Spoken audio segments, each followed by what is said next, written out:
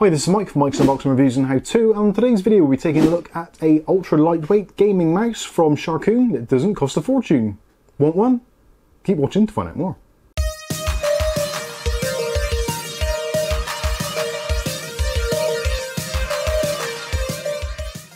Okay, so in today's video we'll be taking a look at Sharkoon's latest and greatest in terms of lightweight gaming technology. This is, as you can probably see already, the Sharkoon Light S2. Now this is actually a somewhat cut down version of their fully fledged gaming mouse, which has a few additional greater features, but this one is really good. It is very lightweight, 78 grams, and comes in a really gamer friendly price of around about £25 here in the UK. Affiliated links will be in the video description if you want to check out the local pricing in your region, but you should find pretty much in the States, I think it's about $25, and in Europe, roughly again about €25. So that seems to be pretty much the ballpark price for this one, which is actually pretty decent. Specification wise, even though this is a budget mouse, they haven't skimped on features. So we're rocking a Pixart PAW3327 gaming sensor with up to 6200 CPI. We've also got a selection of Omron switches for the main clicky switches, and also some Huano switches for the side buttons. We've got 8 programmable buttons, and we've got some pure 100% PTFE feet, and also some replacements included in the box should you wish to take them off or should they get damaged in excessive gaming. So let's take a look at the packaging and we'll go through the unboxing process, also go through the mouse, the specifications, etc., and come back at the end with my final thoughts. Now I should first of all say this was kindly sent to us by William Bodie. Thank you very much, William, for sending this to us for review purposes. Actually, I'm really pleased. This is one of those mice that possibly would have slid past my radar, but I'm really glad he sent it. It does tick a lot of boxes for me. The primarily one is the fact it is a fully ambidextrous mouse, so whether you're left-handed or right-handed, it shouldn't make any difference, and is suitable for pretty much most grip styles, although it does seem to be mostly for claw or palm. So specification wise, as we can see from the box here, so we've got RGB illumination, which is pretty much a must in this household. We've also got a super lightweight design, and also there is a symmetrical design, like I said, so suitable for left and right-handed use. Lightweight gaming mouse, as you can see, and it comes from Sharkoon. On the side of the box, we've got some of the detailed specifications. So we've got a max DPI stroke CPI of 6200, a minimum of 200, a sensor which is optical from Pixart, like we said, the PAW3327 sensor, RGB illumination, 1000 Hz polling rate. Also we've got things on there like the honeycomb structure, the mouse feet design and weights, etc., all that kind of stuff, so you can take a look at that in more detail for yourselves. Also this can be actually connected up with software, so you can't really change much of the settings actually on the mouse itself other than the DPI settings, which are switchable through 5 default settings. Everything else is done in the software, which actually is pretty easy to get and download straight from Sharkoon's site. Again, I'll put links for that in the video description, so you can click on that and check it out for yourself. The software itself is relatively basic, as you can see from the footage on the screen, so there's a few things you can change. Obviously, DPI settings, your RGB settings, which are relatively minimal. Also, you can set up your own macros and all that kind of stuff.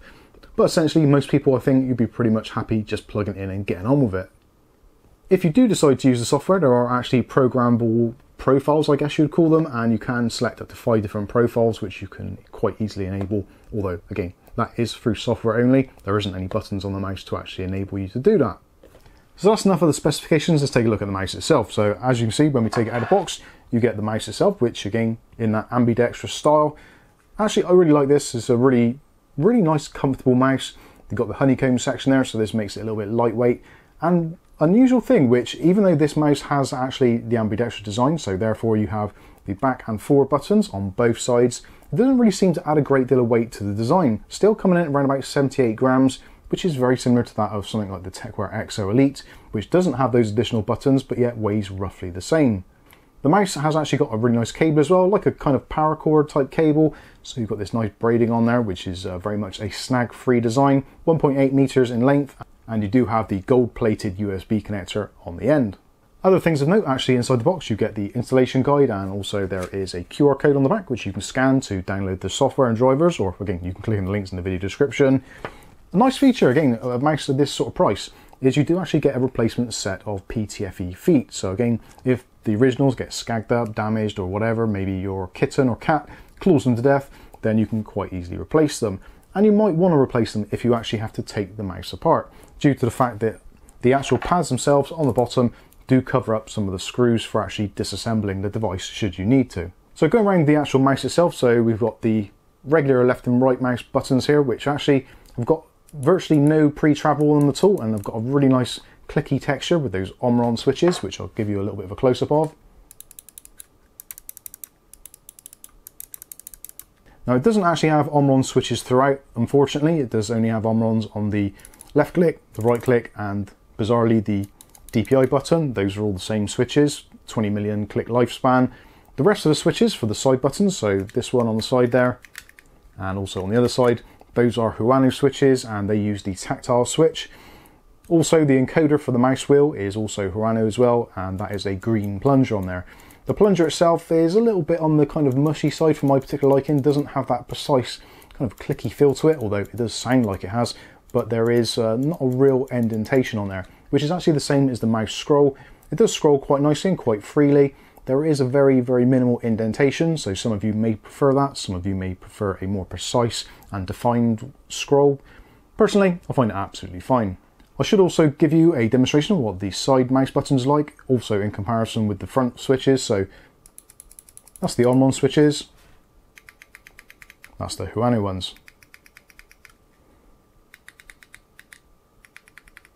And they all do sound pretty much identical, and the actual pre-travel on those, again, not a great deal, much like the main left and right mouse buttons.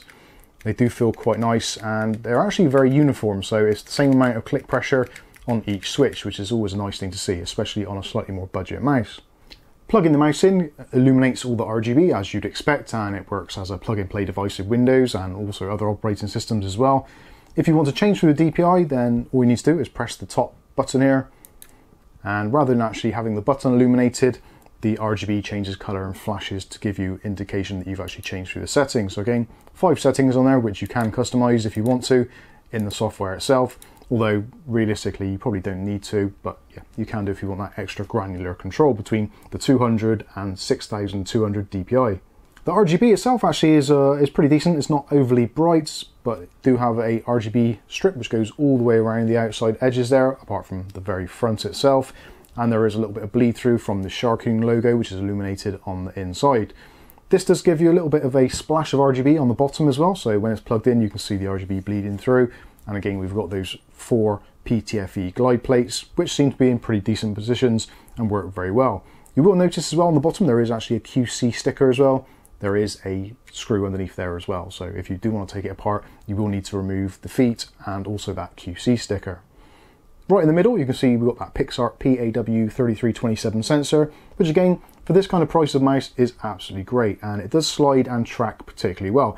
Considering it's a relatively low DPI, it still does track very well, and it's very, very smooth, even on this kind of rough IKEA desk, which has got loads and loads of marks and pits on it, but it still skates across really nicely. And the cable, as you can see, just moves along really nicely. It's a relatively lightweight cable as well, so it's not going to hold you up or snag you, and there's no real need for a bungee. So overall, what are my thoughts on this mouse? Well, actually, for £25, yeah, it's an absolute bargain and highly recommended. If you are looking for a gaming mouse and maybe you are left-handed and right-handed, maybe you switch between the two depending on what tasks you're doing, this is going to be absolutely great for you. If you're right-handed, again, no problems, left-handed, no problems. It just fits all kind of things. This reminds me very much of the original IntelliMouse from Microsoft, which was one of those great mice which had loads of buttons on it. You could use it either hand, didn't make a difference. You could buy an absolute ton of them, kit them out for an entire office or workplace, and everyone would be happy. And I think that is going to be the overall effect of this mouse. Again, £25 isn't a great deal of money for a mouse these days. There's tons and tons on the market, but this one, I think, because of the way that Sharkoon actually make things, the construction quality is excellent. The creaking and vibrations, all that kind of stuff, is extremely minimal. And even giving it a really good squeeze on the side, doesn't cause any issues, doesn't cause any accidental button presses, so it's really good in that respect. And there's very, very little kind of creaking or wobbling going on when you shake the mouse. So yeah, it's an extremely well designed and extremely well built mouse. Considering how lightweight it is, it still feels like it's built like a tank. So let me know what you think about this one in the comments section below. Thanks again to William for sending it to us for review purposes. And if you've got any comments or questions, stick them in the comment section below. In the meantime, I've been Mike. This is Mike's Unboxing, Reviews and How To, and hopefully we'll catch you in the very next video. Thanks for watching.